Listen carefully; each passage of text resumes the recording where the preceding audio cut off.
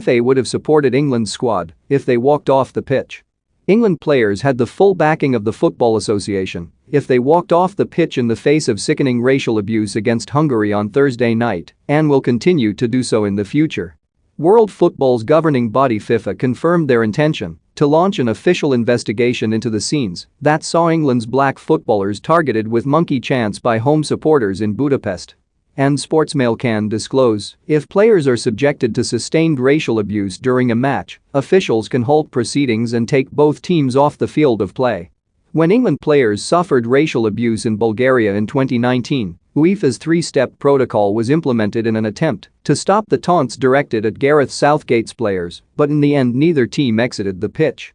However, Sportsmail understands that FA chiefs were fully prepared for the scenario of England's players, led by captain Harry Kane, taking the decision to walk off the field in Hungary on Thursday night. Doing so without permission of the referee could have resulted in hefty sanctions for the FA.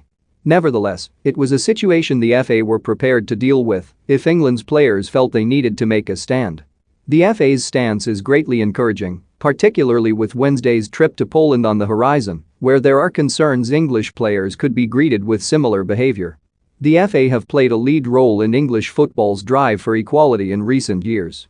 The governing body's elite coaching placement program, which was pioneered by the FA's Inclusion Advisory Chair Paul Elliott, who also played a lead role in introducing the FA's historic Leadership Diversity Code, paved the way for Chris Powell and Paul Nevin to become key members of the England senior team's coach staff.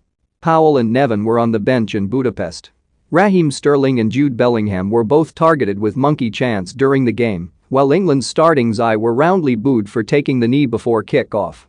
However, there was a sense emanating out of the England dressing room on Friday that a number of players did not hear the abuse during game.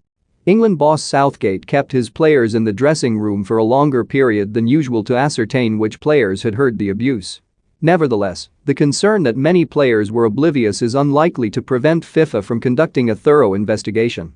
Indeed, anti-racism network FAIR are understood to have had spotters in the stadium and have footage to support claims players were racially abused. Likewise, numerous broadcasters and photographers who were pitchside are also understood to have witnessed the taunts. In addition to the racist element, fans threw missiles, including coins, onto the pitch. Thursday's disgraceful scenes was roundly condemned on Friday, with the PFA and Kick It Out both releasing statements. Similarly, Prime Minister Johnson wrote on Twitter on Friday, "It is completely unacceptable that England players were racially abused in Hungary last night. I urge FIFA to take strong action against those responsible to ensure that this kind of disgraceful behavior is eradicated from the game for good."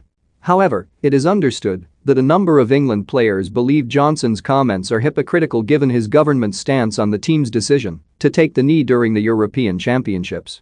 Johnson refused to condemn supporters who booed England players for taking the knee ahead of the tournament, while Home Secretary Priti Patel said, "I just don't support people participating in that type of gesture."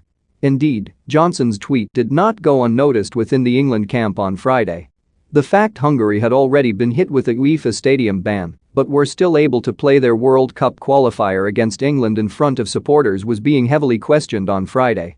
Hungary were hit with a 2-game stadium ban by UEFA for the discriminatory behavior of their fans during the Euros, but because the World Cup is a FIFA competition, the sanction was not enforced on Thursday night.